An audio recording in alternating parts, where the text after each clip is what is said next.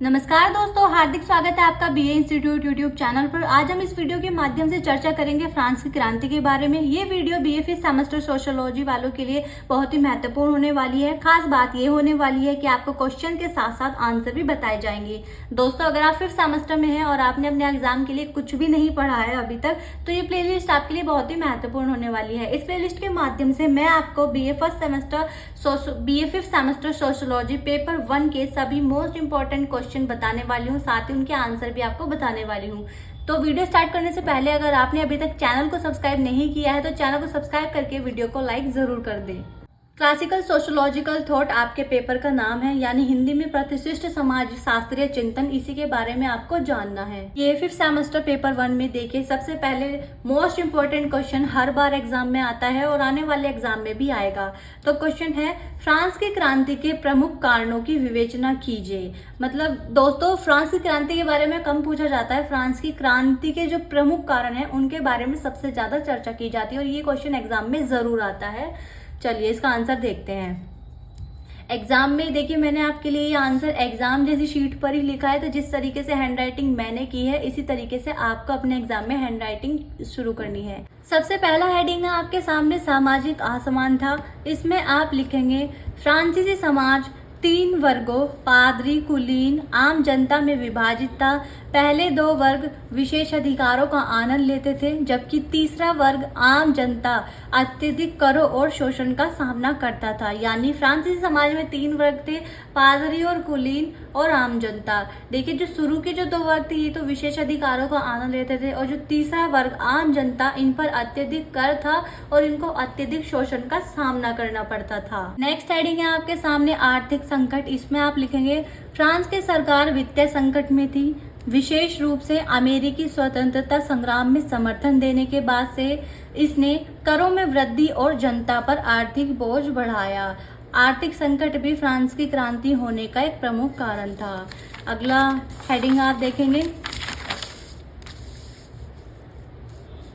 भ्रष्टाचार और अक्षम शासन। लुई 16वें और उनकी सरकार का शासन भ्रष्ट और अक्षम था।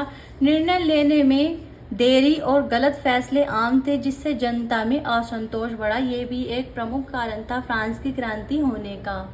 नेक्स्ट हेडिंग है, अत्यधिक कर। उच्च करों का बोझ मुख्य रूप से तीसरे वर्ग पर था, यानी आम जनता पर था, जबकि पादरी और कुलीन करों से मुक्त थे। इन पर किसी भी प्रकार का कोई कर नहीं लगता था। इससे आम जनता में असंतोष बढ़ गया था और फ्रांस की क्रांति का जन्म हुआ था।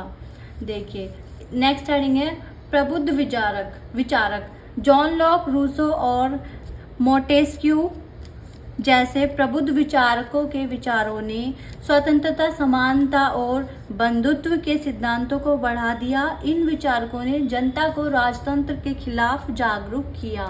नेक्स्ट हेडिंग है, राजनीतिक असंतोष। आम जनता को राजनीतिक प्रक्रिया में कोई प्रतिनिधित्व नहीं था। जनरल स्टेट्स की असफलता ने जनता की राजनीतिक आकांक्षाओं को बढ़ाया। यह भी एक प्रमुख कारण है फ्रांस की क्रांति होने। नेक्स्ट हेडिंग है आपके सामने। देखिए, नेक्स्ट हेडिंग बताने से पहले मैं आपसे कहना चाहूंगी, अगर आपने अभी तक चैनल को सब्सक्राइब नहीं किया तो चैनल को सब्सक्राइब करके बेल आइकन को प्रेस जरूर कर दें और वीडियो को लाइक जरूर कर दें। दोस्तों, मैं आपसे कहना चाहती हूँ कि आप अपने ये नोट्स अपनी नोटबुक में जरूर नोट कर लें, जिससे कि आपको एग्जाम के टाइम पे कोई परेशानी ना हो। या आप इस वीडियो को 2-3 बार देख सकते हैं, तभी आपको यह आंसर याद होगा। मैंने बुक पढ़कर ईजी लैंग्वेज में आपके लिए ये आंसर लिखा है, तो मैं तो यही कहूँगी कि आप इसको नोट जरूर कर लें अपनी नोटबुक में।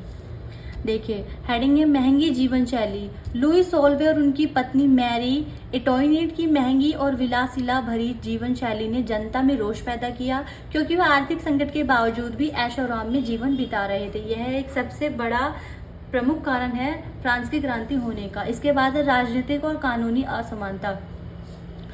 न्यायिक प्रणाली में व्यापक भ्रष्टाचार और पक्षपात था, जिससे आम जनता के साथ अन्याय होता था। कानूनी असमानता ने असंतोष को भड़काया। देखिए, जो मतलब फ्रांस की जो न्यायिक प्रणाली थी और राजनीति थी, वो वहाँ पे भ्रष्टाचार फैल चुका था। न्याय प्रणाली में पक्षपात होने लगा था। तो इसी तरीके से फ्रांस की क्रांति का जन्म हुआ। नेक्स्ट हेडिंग है आप लोगों के लिए। दोस्तों, वीडियो में अंत तक बने रहने के लिए आपका बहुत बहुत धन्यवाद। कमेंट करके ज़रूर बताना वीडियो आपको कैसा लगा। प्लेलिस्ट को ज़रूर आप सेव कर लेना। नेक्स्ट क्वेश्चन आपके लिए होगा फ्रांस की क्रांति। वैसे ही क्वेश्चन इंपॉर्टेंट नहीं है, फिर भी मैं आपको बता दूंगी। आपके जितने भी चैप्टर्स हैं, उन चैप्टर्स में से जितने भी मोस्ट इंपॉर्टेंट क्वेश्चन है विद आंसर मैं आपको इस प्लेलिस्ट में बताने वाली हूँ। इसी तरीके से हम 5th सेमेस्टर के सेकेंड पेपर की भी तैयारी करेंगे। देखिए हेडिंग है बास्टील का पतन। बास्टील किले पर हमले ने क्रांति की शुरुआत की और जनता को प्रतीकात्मक विजय का अनुभव दिया।